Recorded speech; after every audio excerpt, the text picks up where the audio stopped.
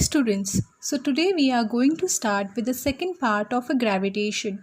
In this first part of the gravitation, we have studied about the concept behind the gravitation, what is the definition of the gravitation, how it was known to us. After that, we have studied the three different laws, Newton's laws of motion. After Newton's laws of motion, we went and we have studied about this and another type of force which was called as centripetal force and where it is located. After studying the centripetal force, we have learnt about the Kepler's law, which tells you which gives you the information about the revolution of the moon, how the movement takes place, how much time it takes. So it's like just gives you the more information about the planets. Now, so let's begin with a new concept in this content in this part, which is called as a Newton's law of gravitation. So let's learn about Newton's law of gravitation. As it has been proposed by Newton, so let's see what Newton have stated. So in this first statement, it has been stated that all the above considerations, including Kepler's law, led Newton to formulate his theory of universal gravity. This sentence means, इसका मतलब ये है कि जो भी law Kepler ने दिए थे उसको ही यूज़ करके, मतलब जो केपलर्स लॉ हम लोग ने फर्स्ट पार्ट में पढ़ा उसी लॉ को यूज़ करके न्यूटन ने लॉ ऑफ ग्रेविटेशन दिया है. This is what the first point tell you. Now let's see the second sentence. In the second sentence, according to this theory, every object in the universe attracts every other object with a definite force. मैंने तुम लोगों को पहले ही बताया था gravitation का मतलब क्या है. अट्रैक्शन है. अट्रैक्शन किस में है? दो डिफरेंट बॉडीज़ पे, दो डिफरेंट बॉडीज़ जो यूनिवर्स में प्रेजेंट है. अब दो बॉडी को अट्रैक्ट होने के लिए एक तरीके का फोर्स होना चाहिए. ठीक है, एक तरीके का फोर्स होगा तभी तो जाके कोई दो बॉडी अट्रैक्ट होगा. सो दिस सेंटेंस मीन्स, इसका मतलब ये है कि अगर अर्थ पे कोई भी ऑब्जेक्ट प्रेजेंट है वो अट्रैक्ट करता है हर एक सेकेंड बॉडी को जो भी यूनिवर्स में प्रेजेंट है with a definite force. Now the force which applied, अब डेफिनाइट फोर्स है. डेफिनाइट फोर्स क्या है? वो फोर्स का नाम क्या है? Gravitational force. अट्रैक्शन क्यों हो रहा है? ग्रेविटेशन के वजह से अट्रैक्ट हो रहा है. वो कोई भी ऑब्जेक्ट होने दे, कोई भी बॉडी होने दो, वेदर वो दोनों ऑब्जेक्ट सेम साइज के हो या डिफरेंट साइज के हो, it doesn't makes any difference. उससे कुछ लेना देना नहीं है, सिर्फ वो दोनों का अट्रैक्शन होता है बिकॉज ऑफ द ग्रेविटेशन. हमने फर्स्ट पार्ट में देखा था example of an apple and earth. वो क्यों अट्रैक्ट हो रहा था? क्या एप्पल जा रहा था अर्थ के पास? सॉरी, अर्थ आ रहा था एप्पल के पास? नो. क्या हो रहा था? एप्पल जो है अर्थ के पास आ रहा था, जो हम लोग ने समझा था बिकॉज ऑफ दैट एक्सक्लरेशन जो हमने Newton second law of motion में क्लियर हुआ था, हमें वो कंसेप्ट क्लियर हुआ था, राइट. अब यहाँ पे देखो, ये I hope second point is clear. ना थर्ड पॉइंट में क्या दिया है? Now the force which applied will be directly proportional to the product of masses of the two objects. So for this, ये सेंटेंस को समझने के लिए, थर्ड सेंटेंस को समझने के लिए वो जो फिगर दिया है उसको देखो. अब उसमें फिगर में क्या है? अब उसमें दो ऑब्जेक्ट दिए हैं, देखो दो स्पेरिकल में दो ऑब्जेक्ट प्रेजेंट है. स्पेरिकल शेप में है, देखो दो ऑब्जेक्ट्स. अब वो दो ऑब्जेक्ट जो है उस एक ऑब्जेक्ट जो है उसका मास है m1 और दूसरा जो ऑब्जेक्ट है उसका मास जो है m2. ठीक है, अब दोनों क्या करेंगे? Both will try to put some definite kind of force to attract them, to bring them together.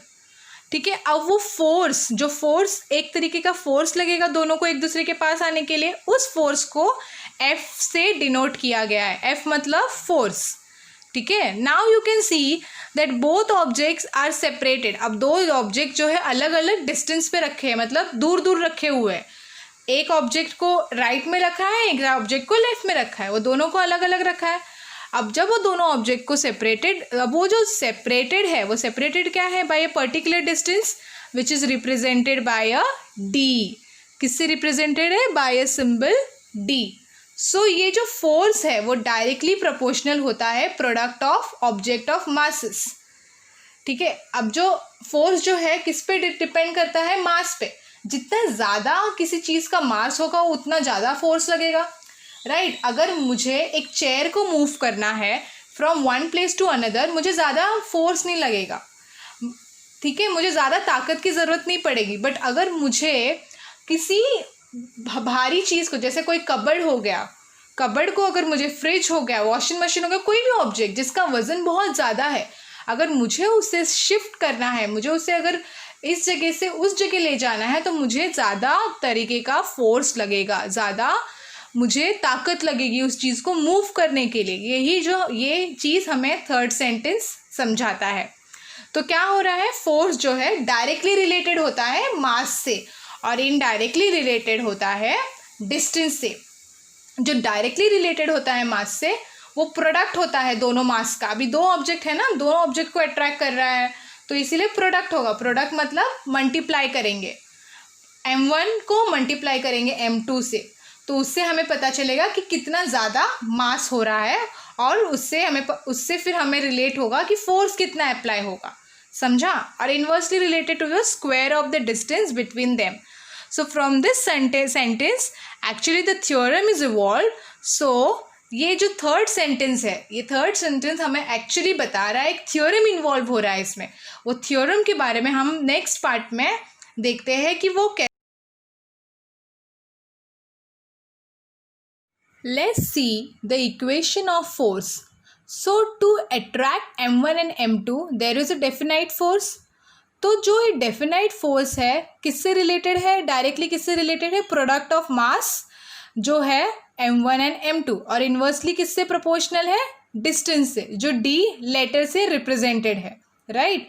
मैंने तुम लोग को पहले ही directly proportional and inversely proportional का मतलब समझाया था, राइट। सो डायरेक्टली प्रोपोर्शनल मतलब क्या होता है? डायरेक्टली रिलेटेड होता है, और इनडायरेक्टली प्रोपोर्शनल मतलब इनडायरेक्टली रिलेटेड होता है।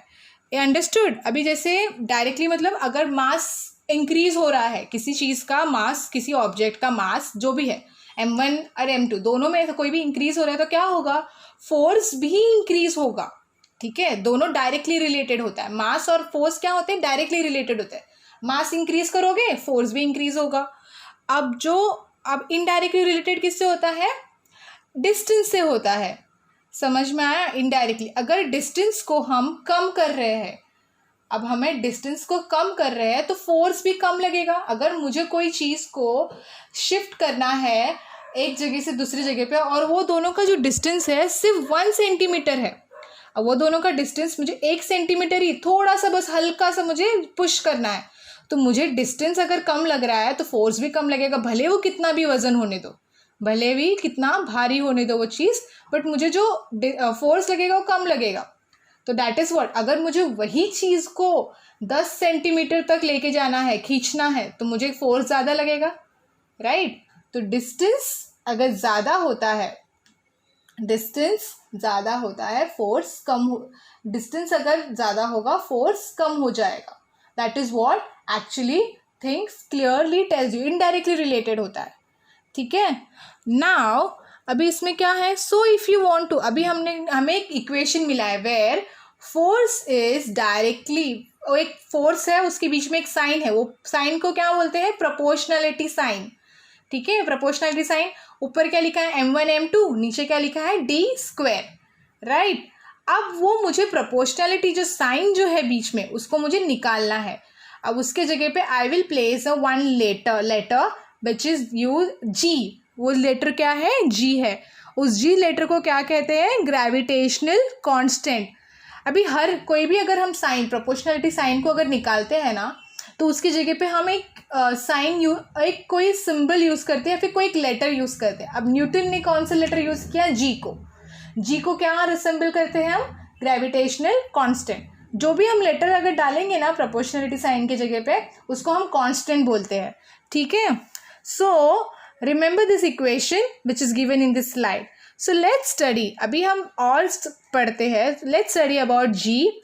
जैसे हर चीज़ let's study about G. What is G? Gravitational constant, जैसे हर चीज़ का एक यूनिट होता है, फोर्स का यूनिट है न्यूटन, राइट, फोर्स का यूनिट क्या है न्यूटन, वैसे ही जी का ऐसा यूनिट क्या होता है, जी मतलब ग्रेविटेशनल कांस्टेंट, उसका ऐसा यूनिट क्या है newton metre square per KG square. What is the unit, newton metre square per KG square.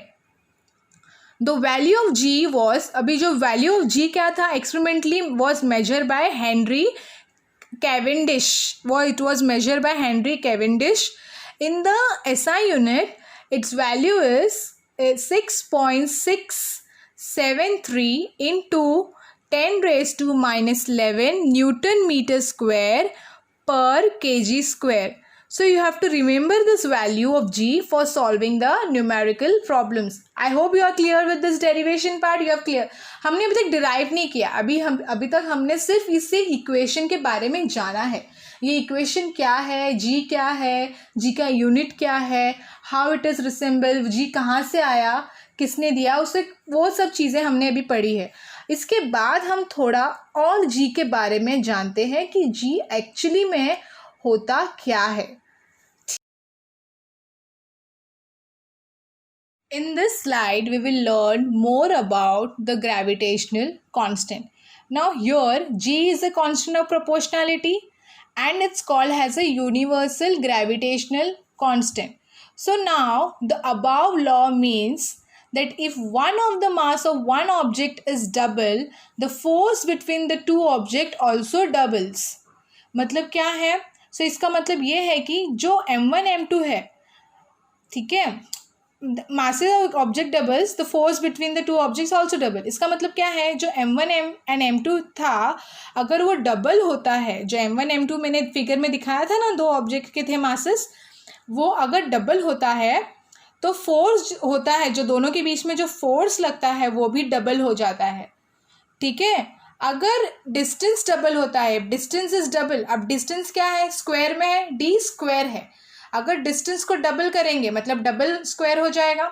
जैसे 2 का अगर डिस्टेंस जो है 2 सेंटीमीटर है, अगर 2 स्क्वायर कर रहे हैं तो 4 हो जाएगा, डिस्टेंस क्या होगा, 4 होगा.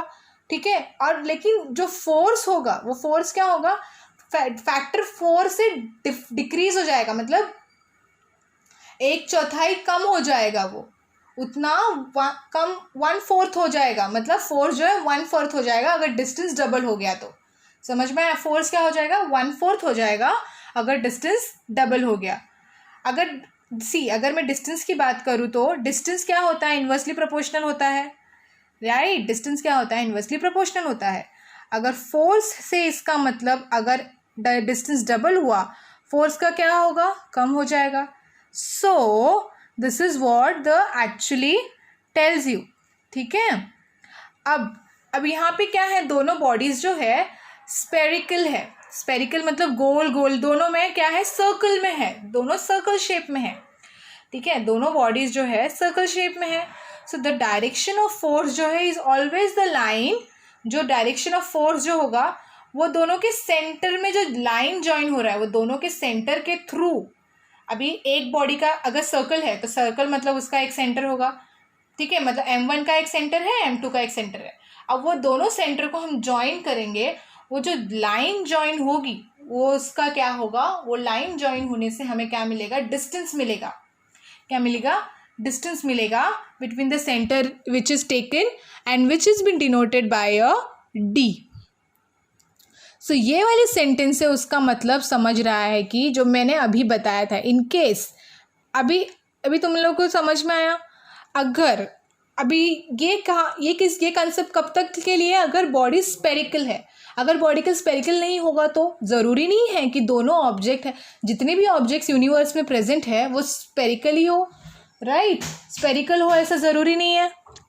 तो जो बॉडीज़ जो है जो स्पेरिकल नहीं है, इरेगुलर शेप है, then the direction of force is along the line joining the centre of मास.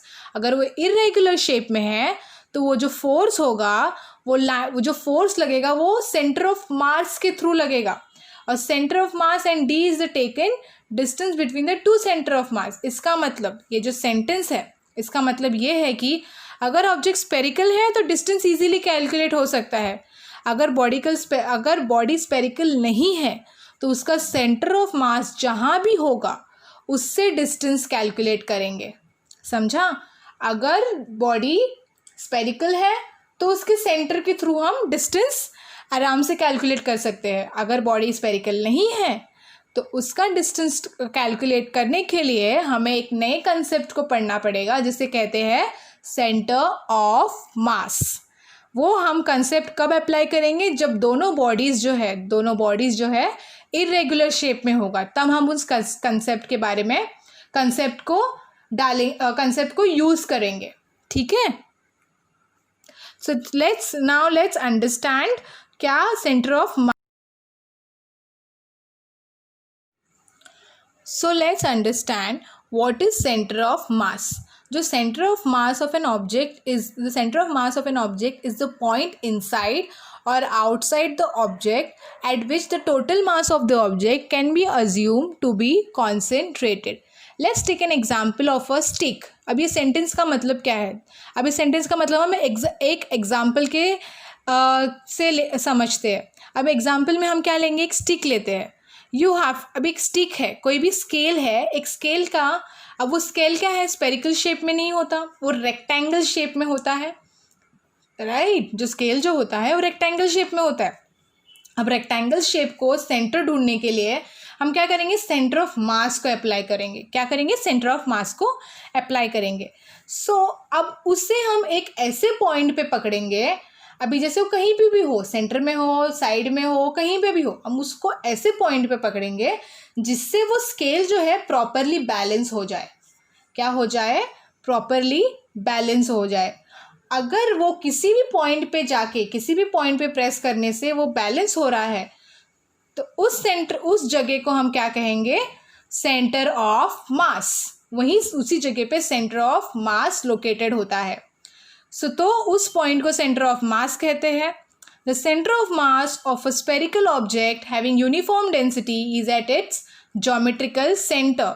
जो सेकेंड सेंटेंस क्या बोल रहा है? तो इसका मतलब क्या है? जो डेंसिटी होती है सेंटर ऑफ मास की सिमिलर होती है, विच मीन्स जो डेंसिटी जो होगी सेंटर ऑफ मास की एक ही जैसी होगी, विच मीन्स दैट कॉन्स्टेंट होगी। एक ही तरीके का सेम यूनिफॉर्मिटी मेंटेन करेगा centre of mass. Centre of mass of any object having uniform density is at centroid. कहाँ होगा? सेंट्रॉइड में। तो उसकी यूनिफॉर्म डेंसिटी होती है वो सेंट्रॉइड पे ही मैक्सिमम होगा। जो इसकी यूनिफॉर्म डेंसिटी होगी वो सेंट्रॉइड पे। सेंट्रॉइड क्या है? सेंटर है। सेंटर पे है ना मास का, तो जहाँ पे वो सेंटर ऑफ मास होगा वहीं पे उसकी यूनिफॉर्म डेंसिटी मैक्सिमम होगी। कहाँ क्या होगी? मैक्सिमम, ज़्यादा होगी। That is what the centre of mass tells you. Remember this thing that centre of मास हम इरेगुलर शेप के लिए अप्लाई करते हैं। इरेगुलर शेप के ऑब्जेक्ट के लिए अप्लाई करते हैं। रेगुलर मतलब स्पेरिकल शेप ऑफ ऑब्जेक्ट के लिए नहीं। Okay, let's go. There was a question, why did Newton assume inverse square dependence on distance in his law of gravitation? अभी एक अज्यूम किया था, न्यूटन ने क्या अज्यूम किया था? Inverse square dependence on distance in his law of gravitation. So वो जो हमने केपलर्स थर्ड लॉ देखा था, याद है? T²/r³ = k। हाँ, तो उन्होंने अज्यूम किया था कि square dependence distance in this law of gravitation. So वो जो आंसर था, वो क्वेश्चन जो था, वो आंसर हमें किससे मिला? K+3rd law. K+3rd law remember हमने जो किया था उसी से हमें इस क्वेश्चन का आंसर मिला। Now in this content there is a heading written uniform circular motion. अब यूनिफॉर्म सर्कुलर मोशन कहाँ से आ रहा है? सेंट्रीपिटल फोर्स से। अब we are already aware about what is centripetal force, right? वही चीज़ हमें बताया है यहाँ पे। So let's consider an object. एक ऑब्जेक्ट को हम कंसीडर करते हैं, वो किसी कांस्टेंट स्पीड से मूव हो रहा है। इसका मतलब अगर ऑब्जेक्ट 10 के स्पीड से चल रहा है तो वही स्पीड से रिवॉल्व करेगा, कांस्टेंट रहेगा। अगर 10 के स्पीड से चल रहा है, अगर 30 के स्पीड से चल रहा है तो 30 ही रहेगा, विच मीन्स दैट जो मूवमेंट होगा कांस्टेंट स्पीड में होगा। और इसी को यूनिफॉर्म कहते हैं, which is called as uniform circular motion. We have seen this earlier that such a motion is possible only when the object is constantly acted upon by a force directed towards the center of the circle. This force is called as a centripetal force. हमने first part में देखा था ना centripetal force क्या होता है, तो वही चीज़ है यहाँ पे. सेंट्रीपिटल फोर्स क्या है? सेंट्रीपिटल फोर्स कैसा होता है? सर्कल में कोई चीज़ सर्कल में मूव हो रही है, फोर्स कहाँ एक्ट करेगा? सेंटर में एक्ट करेगा. इसीलिए सेंट्रीपिटल फोर्स को हम क्या कहते थे? Centre seeking force. अभी यहाँ पे जो इक्वेशन है, if m is the mass of an object, हमने अभी I hope you have clear with this concept of what is circular motion, what is centripetal force. अब चलो देखते हैं सेंट्रीपिटल फोर्स का इक्वेशन क्या है, डेरिवेशन क्या है. अब यहाँ पे दिया है, एक इक्वेशन दिया है, F is equals to mv²/r. और सो यहाँ पे क्या है, if m is the mass of N object, एक ऑब्जेक्ट को मूव कर रहे हैं ना, तो उसका एक मास होगा, और वो ऑब्जेक्ट मूव हो रहा है, अगर वो मूव हो रहा है तो किसी स्पीड से मूव हो रहा है, तो उस स्पीड को क्या करेंगे? v. अगर वो स्पीड से मूव हो रहा है तो एक क्या कर रहा है? सर्कल फॉर्म कर रहा है ना, तो सर्कल का एक रेडियस होगा which is denoted by r. So then it can be shown that this force is equal to F equal to mv²/r. This means that जो ऑब्जेक्ट है उसका मास m है एंड उसकी वेलोसिटी जो है v है, और रेडियस जो है वो रिप्रेजेंटेड बाय r है. तो जो फोर्स अप्लाई होगा वो डायरेक्टली स्पीड एंड मास से रिलेटेड होगा. फोर्स जो अप्लाई होगा वो डायरेक्टली किससे रिलेटेड होगा? मास एंड स्पीड से. और इनडायरेक्टली किससे रिलेटेड होगा? Radius of that object. So this formula of centripetal force you have to remember this for solving numerical problems. See हमें दो फोर्सेस मिले हैं. एक न्यूटन्स लॉ ऑफ ग्रेविटेशन में जो हमने किया था, F is equals to m1/m2/d², और ये वाला जो है सेंट्रीपिटल फोर्स का है, F equal to mv²/r. So now if a planet is revolving around the sun, अभी देखो, if a planet is revolving around the sun in a circular orbit in uniform circular motion, then the centripetal force acting on a planet towards the sun must be F equals to mv²/r, where m is the mass of a planet, v is the speed and r is the distance from the sun. So now अब distance है, r क्या है? distance है. तो जो distance travelled by a planet in one revolution is equal to perimeter of orbit. जो distance travel होता है इन रिवॉल्यूशन क्या होता है? Perimeter of orbit which is given by 2πr. 2πr where r इज the distance travelled of the planet from the sun, distance travel of the planet from the sun, और time taken which is equal to period of revolution which is given bye t. So from this we get the formula for speed, where speed is equals to distance traveled by time taken. तो speed क्या है? speed किससे related होता है? distance. जितना distance travel कर रहा है, कोई ज़्यादा चल रहा है, कोई जल्दी चल रहा है. अगर मैंने किसी को बोला है 1 किलोमीटर चलना है, 1 किलोमीटर चलना है, लेकिन दो लोगों को बोला 1 किलोमीटर चलना है. अब एक फर्स्ट पर्सन की जो स्पीड है बहुत फटाफट है, तो उसने क्या है, वो उसने 5-10 मिनट में वो 1 किलोमीटर ख़त्म कर लिया. पर जो दूसरा पर्सन है उसकी स्पीड जो है स्लो है, तो उसने बहुत ज़्यादा टाइम लगाया. तो उसका जो स्पीड, क्योंकि उसकी स्पीड लेस है इसलिए ज़्यादा टाइम लगाया. So that is what I want to tell you, that speed जो है किससे रिलेटेड होती है? डिस्टेंस से और टाइम से. जितना ज़्यादा speed is always directly related to distance travel by time taken. जितना ज़्यादा टाइम.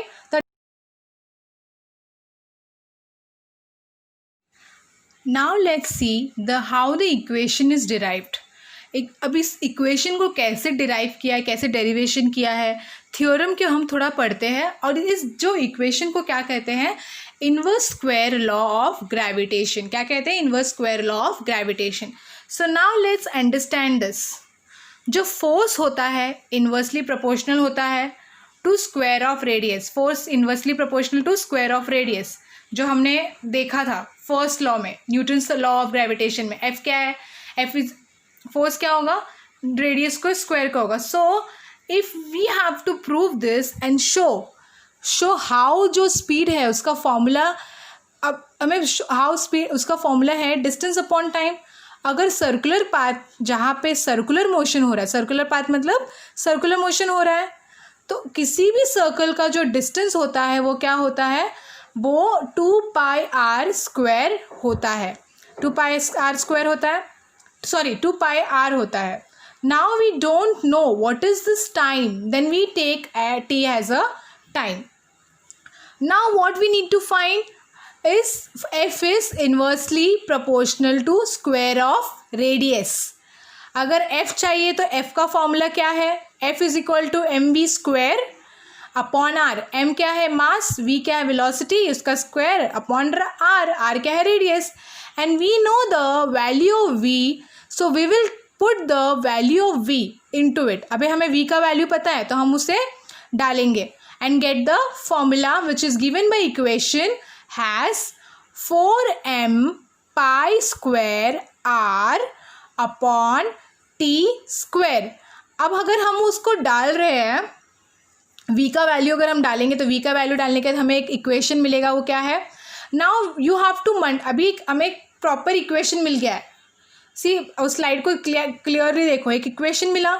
अब हम क्या करेंगे? वही मल्टीप्लाई करेंगे एंड डिवाइड करेंगे द इक्वेशन बाय r². अगर हम r² से मल्टीप्लाई डिवाइड करेंगे तो we get a following equation afterwards. We know that t² upon r³ is equal to Kepler's constant. हमें पता है ना t² अपॉन r³ क्या है? केपलर्स कांस्टेंट के रिलेटेड है. Now you get an equation, एक इक्वेशन हमें मिला where 4m pi square upon k is constant. So we get our final equation. अभी पूरा जो भी चीज़ें हैं, जो भी वैल्यूज़ है वो सारे कांस्टेंट हो गए. कांस्टेंट होने के बाद हमें हमारा फाइनल इक्वेशन मिला जो है where force is inversely proportional to square of radius. Thus, Newton concluded that centripetal force, which is acting on a planet and is responsible for its circular motion, must be inversely proportional to the square of the distance between the planet and the sun. तो Newton ने क्या बताया? Conclude कर दिया कि इस equation से conclude किया कि जो फोर्स एक्ट करता है प्लैनेट पे, इस वो ही रिस्पॉन्सिबल है उसके मोशन पे. और वो किससे रिलेटेड होता है? उसके डिस्टेंस से उसे. और वो इन्वर्सली रिलेटेड होता है square of the distance. Inversely क्या रिलेटेड होता है? स्क्वायर, जिसे जितना डिस्टेंस कवर हो रहा है उसका स्क्वायर से वो रिलेटेड होता है. कौन से डिस्टेंस? प्लैनेट और सन के बीच में जो डिस्टेंस है. So Newton identified this force with the force of gravity, hence postulated the inverse square law of gravitation.